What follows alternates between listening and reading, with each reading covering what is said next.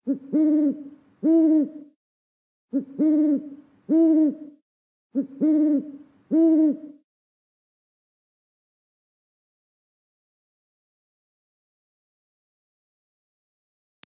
datang di Pojok Santai. Sebelum Anda mendengarkan audiobook ini, kami menginformasikan bahwa channel ini adalah review audio dari buku yang ada di Indonesia. Untuk membaca keseluruhan buku ini, kami menyarankan membeli buku aslinya di toko buku kesayangan Anda, baik offline maupun online. Keberadaan channel ini dimaksudkan untuk membantu Anda mendapatkan pengetahuan dari buku-buku kesayangan Anda. Jangan lupa untuk subscribe, like, dan komen.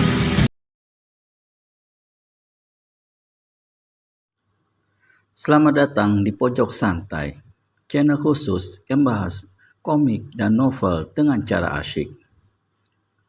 Betapa terkejutnya Wira Soekananta mendapati murid-muridnya dan perguruannya porak-poranda. Titik terang ditemukan dalam kitab hasil karyanya, tertancap dengan tulisan menggunakan darah, sebuah tantangan, dan tertulis nama dan gelarnya, Pendekar Kapak Maut Naga Geni 212 Wiro Sableng. Benarkah Wiro yang melakukan ini semua? Yuk langsung saja disimak video kali ini. Antara sungai Cidangkelok di sebelah timur dan sungai Cimanuk di sebelah barat, terbentanglah satu daerah yang sangat subur. Ladang-ladang menghijau oleh hasil yang menakjubkan. Sawah-sawah menguning laksana hamparan permadani emas. Lumbung-lumbung padi petani penuh tak akan habis dimakan selama 1 tahun. Penduduknya sendiri hidup dalam tingkat kehidupan yang jauh lebih tinggi dibandingkan dengan penduduk daerah sekitar lainnya. Mereka sehat-sehat, ramah, dan rajin bekerja. Desa Bojong Nipah adalah desa yang paling utama pada daerah yang membentang antara sungai Cidangkelok dan sungai Cimanuk itu. Hasil ladang, hasil sawah, dan hasil tempat-tempat pemeliharaan ikan penduduk tumpah ruah tiada terkirakan, dan desa ini dikepalai oleh seorang lurah yang bijaksana dan cakap bernama Ki Lurah Kundrawana. Begitu bijaksana dan pandainya Ki Lurah Kundrawana yang mengatur desa dan penduduknya, sehingga banyak lurah-lurah dari desa lain yang datang untuk meminta bantuan Kundrawana dalam hal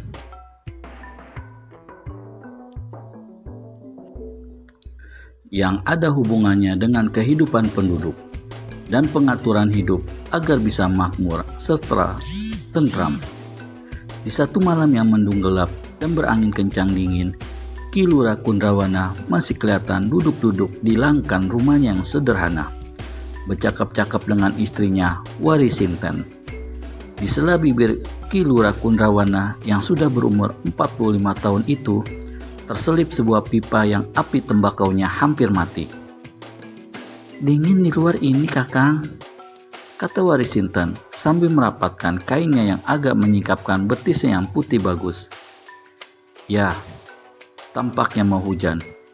Kita masuk saja," saut Ki Lurah Kundrawana seraya berdiri. Namun, belum lagi kedua suami istri itu melangkah ke pintu, mendadak sekali 3 sosok bayangan hitam berkelebat. Tubuh mereka rata-rata tinggi kekar dan tampang-tampang mereka buruk serta angker. Melihat ini, Ki Lurah Kundrawana yang tahu gelagat segera ulurkan tangan kanan ke pinggang di mana kerisnya tersisip. Namun, dengan kecepatan yang luar biasa, salah seorang dari manusia-manusia berpakaian hitam itu tahu-tahu sudah melintangkan sebatang golok di batang leher Ki Lurah Kundrawana. Warisinten yang hendak berteriak ditekap mulutnya oleh laki-laki yang lain. Ki Lurah Kundrawana maklum bahwa ketiga orang itu tentulah dari satu komplotan rampok terkutuk. Tapi ini adalah untuk pertama kalinya desanya didatangi rampok-rampok macam begini. Padahal selama dalam pegangannya desa senantiasa aman tentram. Namun demikian, Ki Lurah Kundrawana dengan mempertenang diri coba bicara. Kalian siapa? Ada maksud apa datang ke sini? Orang yang melintang golok di leher Lurah Bojong Nipa itu menyeringai menggigitkan. Giginya yang tersungging kelihatan hitam, sehitam pakaian yang dikenakannya. Aha, bagus kau tanya begitu. Tapi sebelum aku berikan jawaban, kau mesti ingat satu hal. Jika kau banyak tingkah dan membantah segala apa yang kami perintahkan, jangan menyesal bila melihat anak laki-lakimu yang tidur di dalam sana kupantek di tiang rumah. Terkejutlah Ki Lurah Kundrawana. Waring Sintan sendiri menggigil.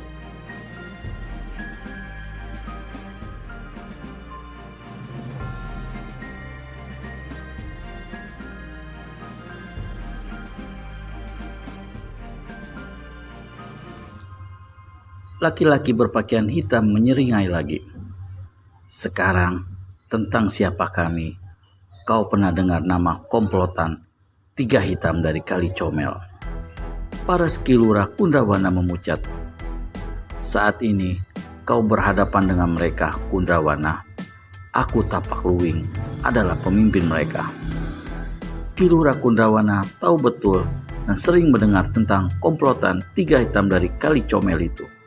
Mereka adalah tiga rampok jahat dan ganas yang malang melintang di sepanjang Kali Comel, bahkan sampai ke perbatasan. Kali Comel jauh sekali dari desa Bojong Nipa.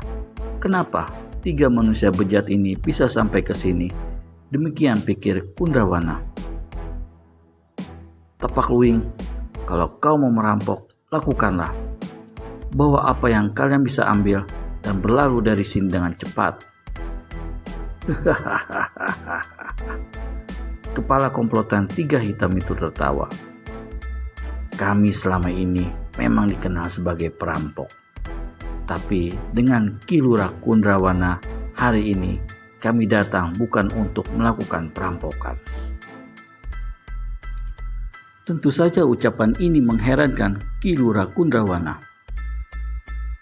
Jadi apa mau kalian? Tanyanya. Kami datang untuk bikin perjanjian dengan kau. Perjanjian apa? Mulai hari ini, kau mesti tunduk kepada segala apa yang kami atur dan perintahkan. Mengerti? Ki Lurah Kundrawana menelan ludahnya. Aturan dan perintah macam mana maksudmu? Tanyanya. Sementara itu, diam-diam tangannya kembali bergerak dan menyusup ke pinggangnya. Kepala desa Bojong Nipa ini sudah bertekad bulat untuk melakukan perlawanan meski saat itu golok Tapak Luwing masih menempel di batang lehernya. Sedang istrinya sendiri masih disekap oleh salah seorang anak buah Tapak Luwing. Ki Lurah Kundrawana berhasil memegang hulu kerisnya. Secepat kilat, senjata itu ditusukkannya ke perut Tapak Luwing.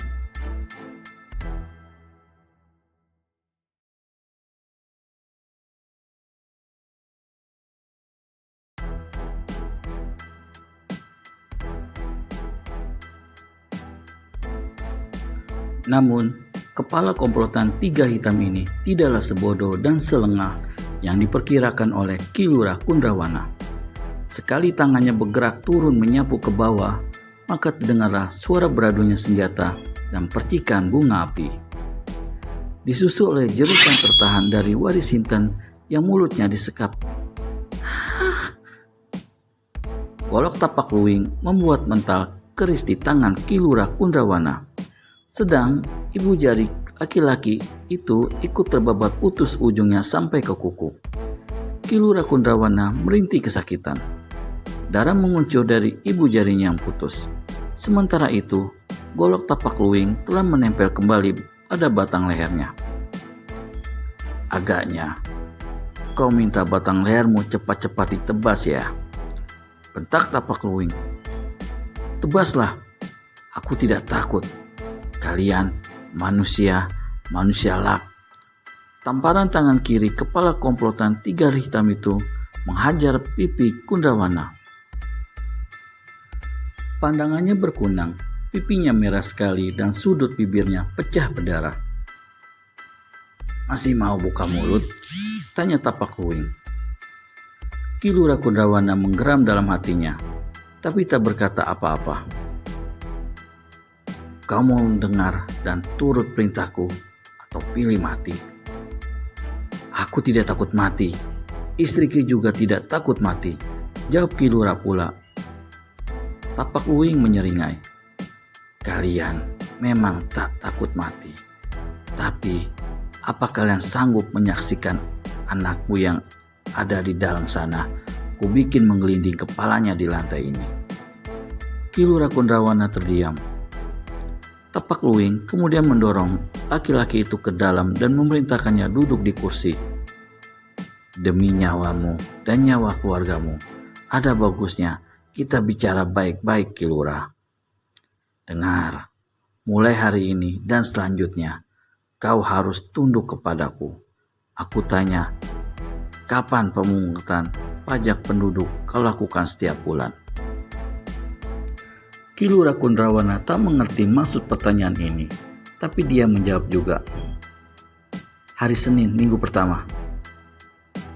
Bila pajak-pajak itu sudah terkumpul, kemana kau serahkan? Tanya Tapak Luwing lagi. Pada Adipati di Linggajati, dan Adipati itu kemudian meneruskannya ke kota raja. Begitu. Itu satu aturan yang bagus. Tapi mulai penarikan pajak bulan yang akan datang, jumlah pajak yang harus dipungut adalah 10 kali lebih besar dari yang sudah-sudah. Ki Lurah Kundrawana terkejut. Dia tambah terkejut lagi ketika Tapak Luwing menyambung kalimatnya tadi. Pajak itu harus kau pungut 3 kali dalam 1 bulan. Mengerti? Aturan macam apa ini?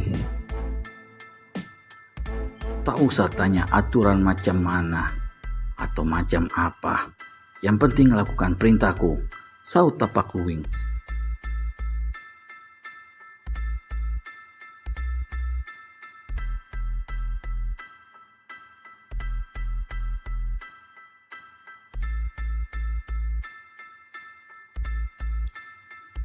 Kau tak bisa berbuat seenaknya, Tapak Luwing. Salah-salah. Kau bisa berurusan dengan Adipati Linggajati, bisa berurusan dengan kerajaan. Urusan dengan Adipati itu urusanmu, juga urusan dengan kerajaan. Tapi jika kau berani mengadukan hal ini kepada siapa saja, kulabrak suluk keluargamu. Mengerti? Kalian bisa melabrak keluargaku, Tapak Luwing, tapi kalian tak bisa melabrak Adipati dan kerajaan. Aku sudah bilang, urusan dengan Adipati adalah urusanmu, juga dengan kerajaan. Aku hanya tahu bahwa 3 kali dalam 1 bulan, aku harus terima sejumlah uang yang besarnya 10 kali besar pajak yang kau pungut selama ini dari penduduk desa. Keterlaluan kau, Tapak Luwing. Tak satu penduduk pun yang sanggup membayar pajak sekian besarnya itu. Penduduk di sini kaya-kaya, punya sawah, punya ladang, punya kerbau, sapi, kambing dan ayam serta itik. Tapi 10 kali, mana mereka? Tapak Luwing memotong dengan cepat. Apa aku mesti paksa kau memungut 15 kali lebih banyak atau 20 kali? Aku tak akan lakukan perintahmu ini, Tapak Luwing. Aku tak sanggup memeras rakyat. Peduli amat. Kau tak sanggup memeras rakyat. Apa kau sanggup menyaksikan kematian anak laki-lakimu? Kalau kepala komplotan 3 hitam itu sudah mengancam demikian rupa, mau tak mau, Ki Lurah Kundrawana terdiam bungkam. Tapak Luwing menggoyangkan kepalanya pada anak buahnya yang berdiri dekat pintu. Melihat isyarat ini, laki-laki itu segera masuk ke dalam kamar tidur Ki Lurah Kundrawana. Kundrawana berdiri dari kursinya.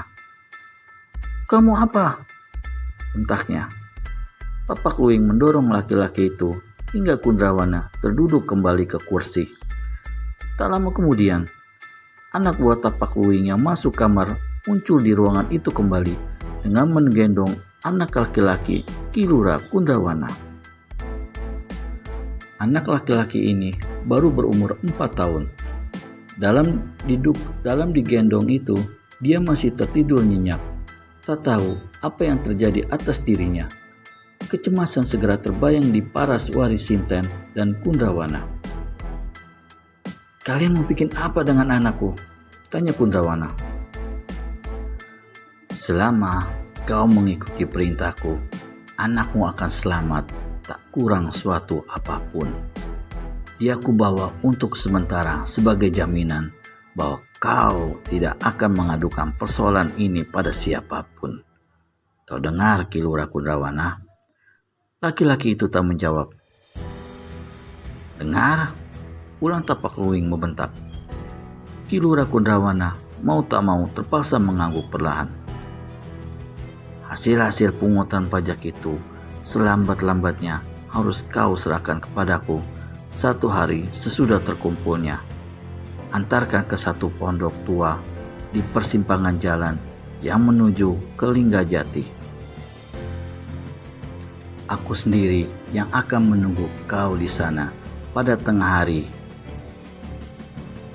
"Aku tak akan mengantarkannya," kata Ki Lurah Kundrawana. "Silakan datang sendiri ke sini." Tapak Luwing tertawa dingin. "Jangan lupa keselamatan anakmu, Ki Lurah," katanya. Kemudian kepala komplotan 3 hitam dari Kali Comel ini berikan isyarat dan bersama kedua anak buahnya segera meninggalkan rumah Ki Lurah Kundrawana.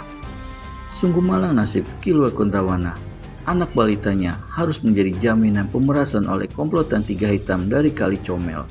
Akankah Ki Lurah Kundrawana akan memenuhi keinginan gila komplotan 3 hitam? Temukan jawabannya di video selanjutnya hanya di channel Pojok Santai. Segera subscribe dan tekan tombol lonceng untuk mendapat notifikasi video terbaru dari kami. Terima kasih dan sampai bertemu kembali.